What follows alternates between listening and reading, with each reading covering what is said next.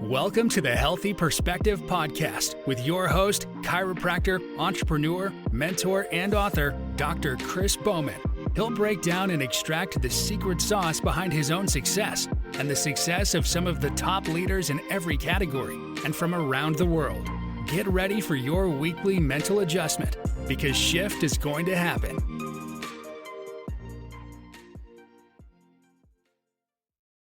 Hello, everyone. Welcome to another episode of the Healthy Perspective Podcast.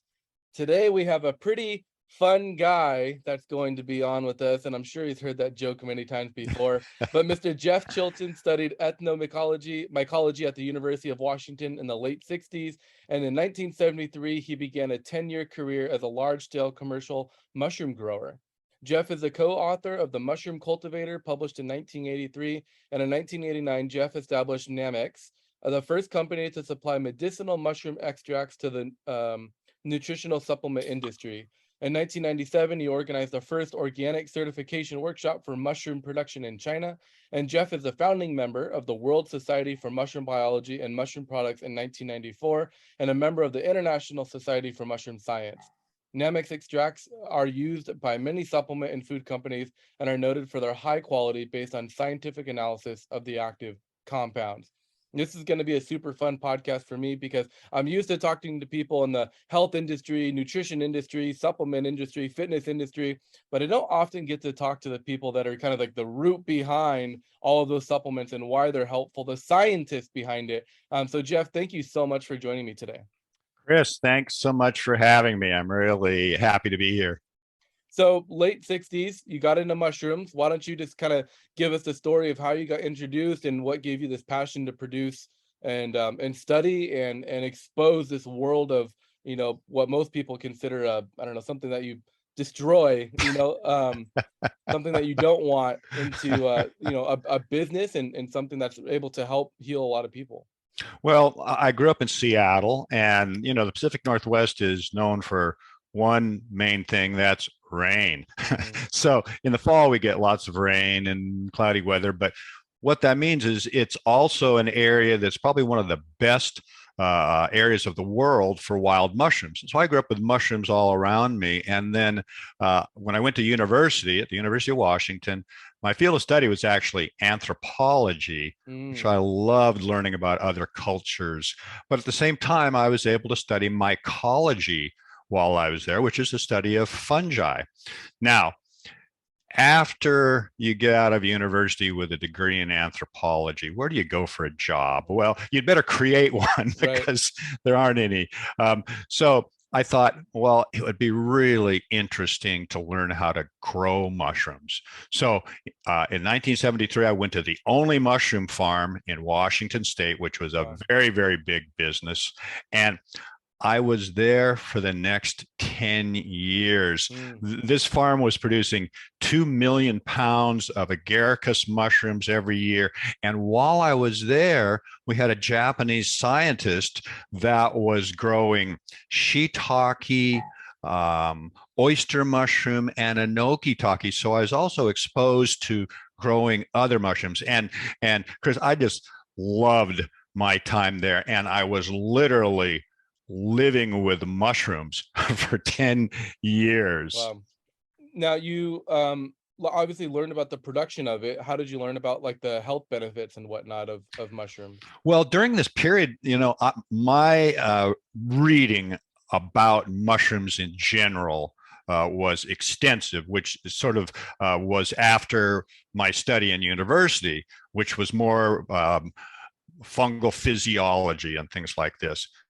I read so much information, and part of it was learning about the medicinal aspects of mushrooms. So there was quite a bit of information out there, and also my study was also on the shamanic uses of mushrooms. So that was really interesting to me. So after leaving the mushroom farm in 1989, I started my company Nammex, which focused on the functional benefits of mushrooms. I knew mushrooms were an excellent food, very nutritionally dense. And you know what's interesting about it? When I went to the farm in 1973, classical nutritionists said, "Oh, mushrooms, they taste good.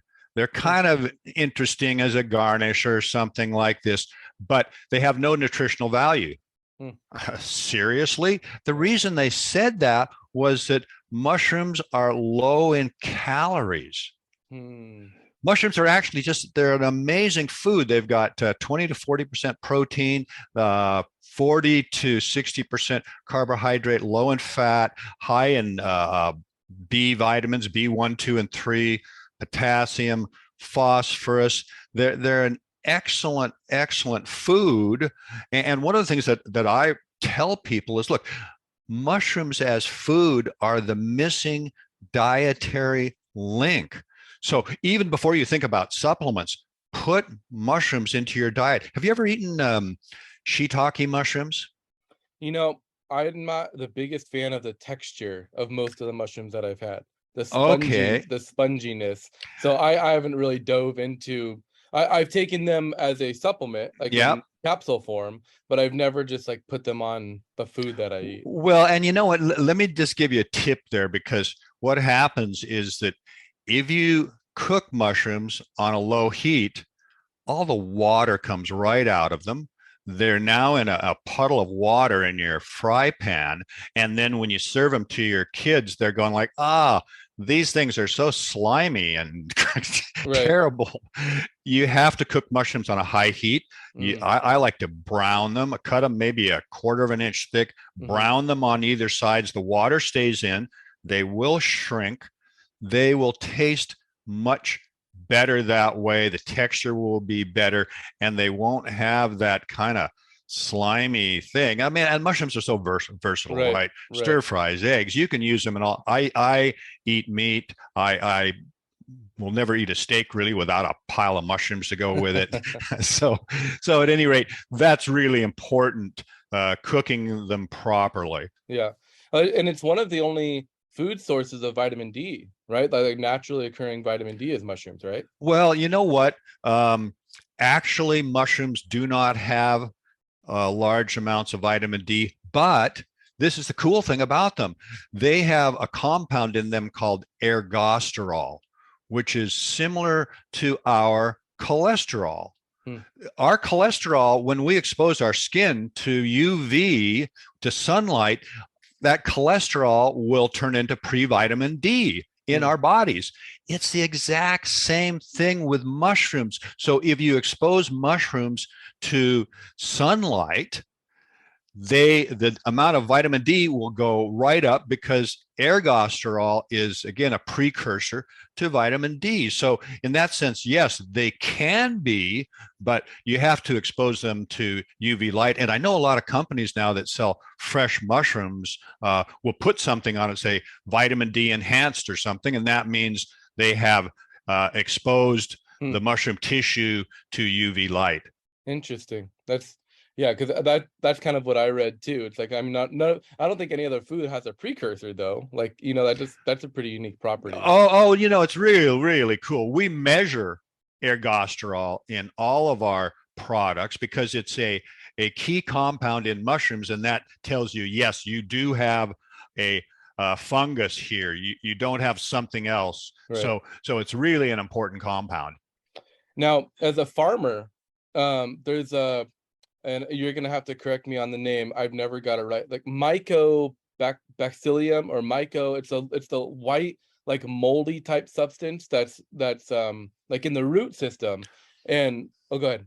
Well, let me do this first, because this is kind of explain the whole thing. Is that, you know, what we call a mushroom is a fungal organism, and the interesting part about this organism is it has no seeds. So how do you grow mushrooms if there are no seeds, right? Yeah. Well, mushrooms have spores. Those spores, when they're generated, they will go out on the air currents. They'll land on the ground. They'll land on wood.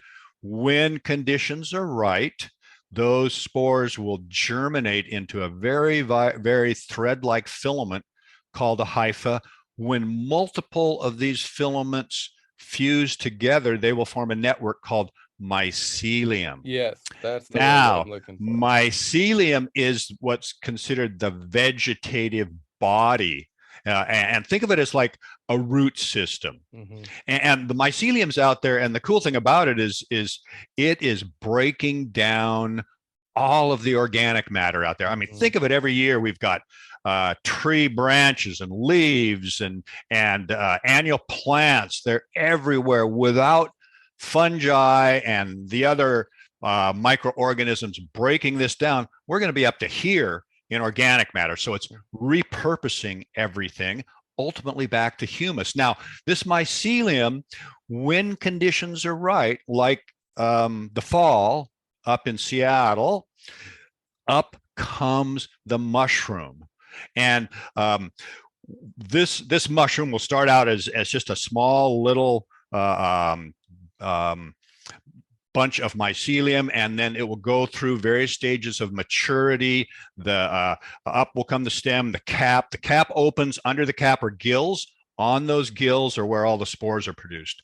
So at that point in time, we have a completion of the life cycle of this organism. And this is really important.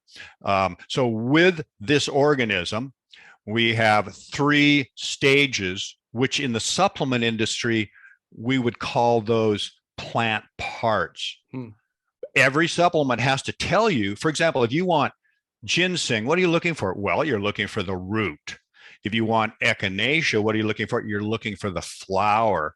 The supplement has to tell you what's in that bottle. What plant part is it? So with this fungal organism, we have spore, we have mycelium, and we have mushroom.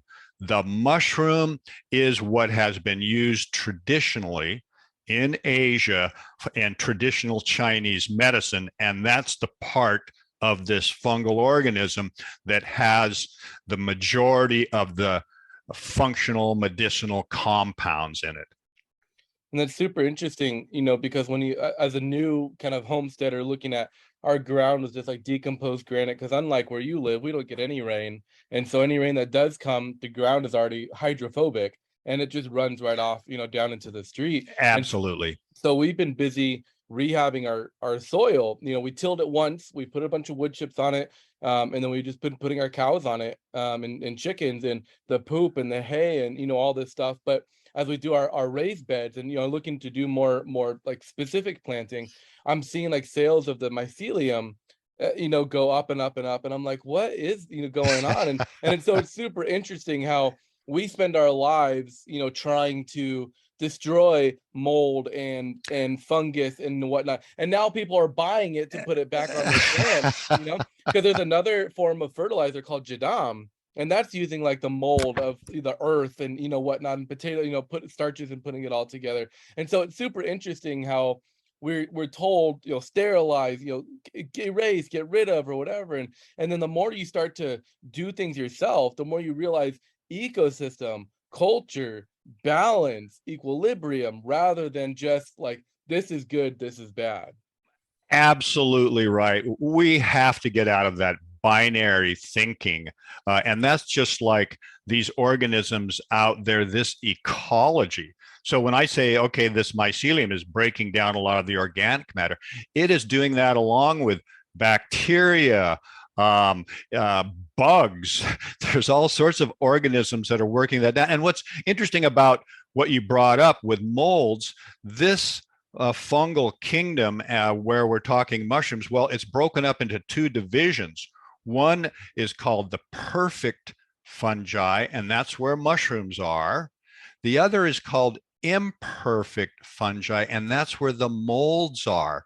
And the difference is that molds do not produce this mushroom stage. They simply stay in the mycelium stage. And we've all seen these molds, like, okay, the bread's a little bit old, and you look down and, oh man. And initially, if you catch it early, it'll be kind of a whitish growth, but then it will turn green or black.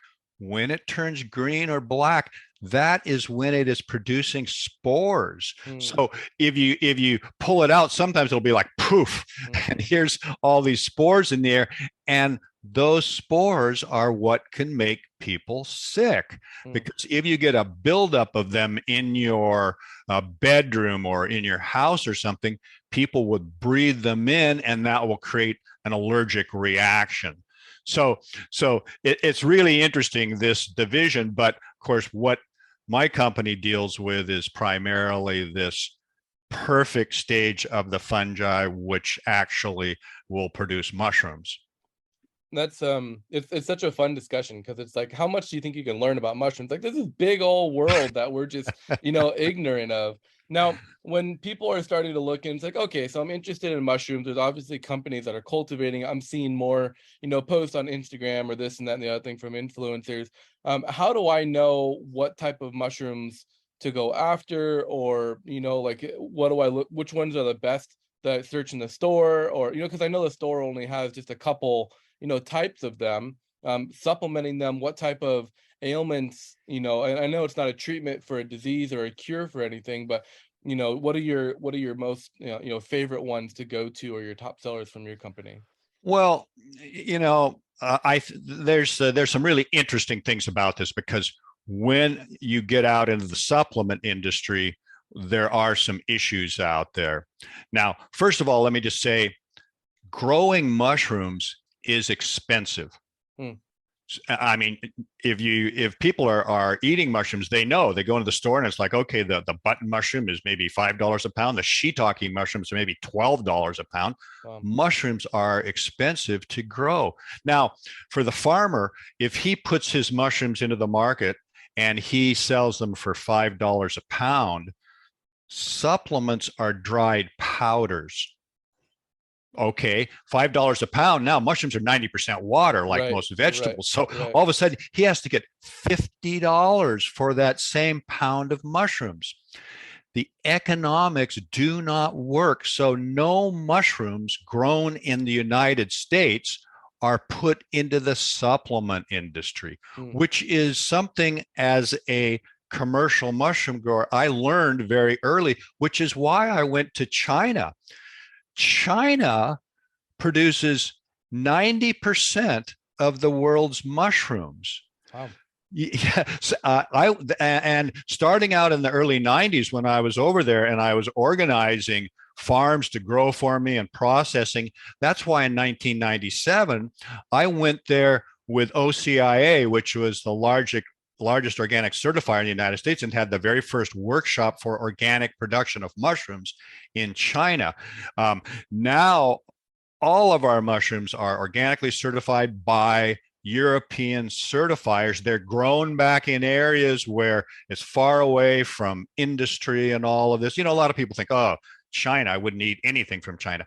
Look, would you eat anything from like the Gulf Coast of the United States? I mean, it's like, how many tons of chemicals we put on all of our crops in the United States and Canada? It's insane. So it's not like, oh, point the finger somewhere else. No, before anything of the mushroom extracts that we produce, before they leave China, we test them twice: heavy metals, pesticides, a full microbiological panel, and then we test them again once they reach the United States. But so, getting back to your question about supplements, is what happens is, because of that, companies in the United States will grow the mycelium. And maybe you've seen supplements that talk about mycelium. They will grow the mycelium in a lab on sterilized grain. At the end of the process, they will dry it, grind it to a powder, grain and all. And what they end up with is a product that is mostly grain starch. But here's the kicker. On the label, it will say reishi mushroom, lion's mane mushroom, and a picture of a mushroom. So you think you're getting a mushroom, when actually what you're getting is 50 to 60% starch. It is something where you have to be so vigilant. I mean, with all supplements, it's like, okay, is this a good company? Is it just trying to make money? What's going on with it? You have to know something about these companies and be ready to sort of dig in before you buy that something. Now, it's one thing if it's like, okay, you're buying vitamin D, you're buying vitamin C. These are all fine chemicals that are manufactured. They're not too different.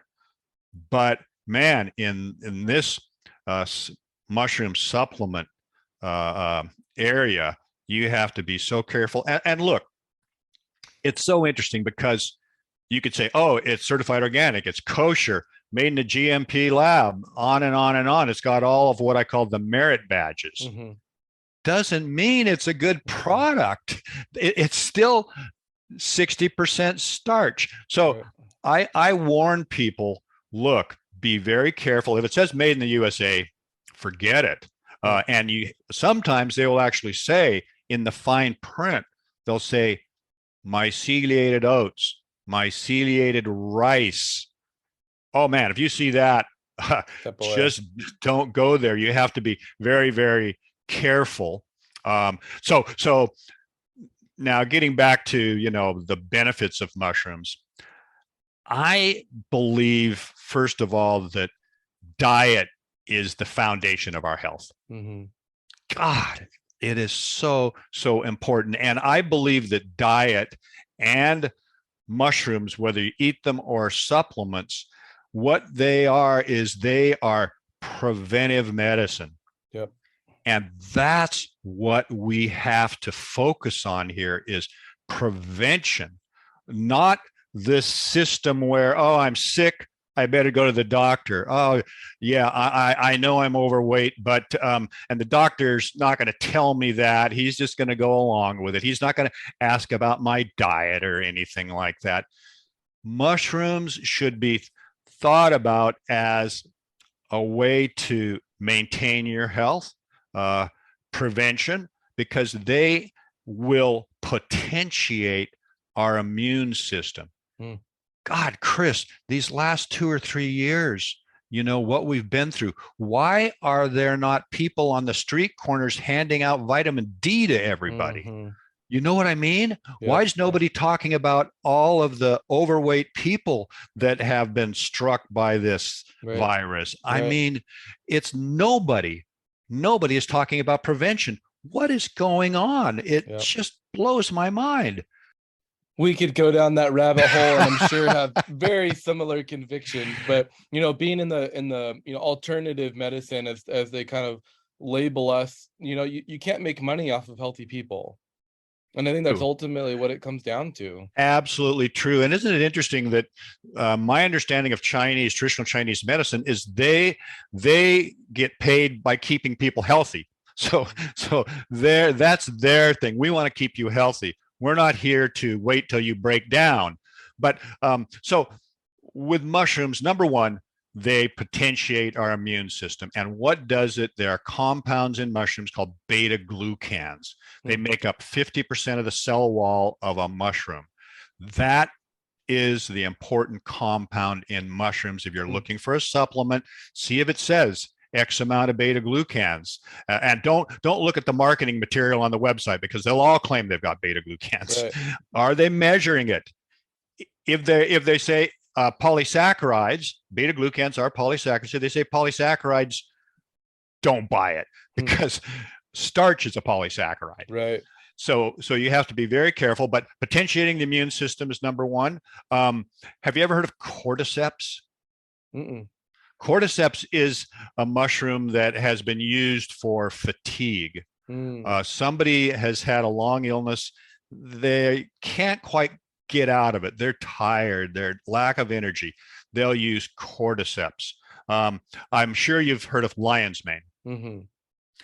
Lion's mane has compounds that stimulate the production of what's called nerve growth factor. Nerve growth factor is something we produce that will help to organize and stimulate the growth of neurons. As we get older, we tend to produce less of nerve growth factor.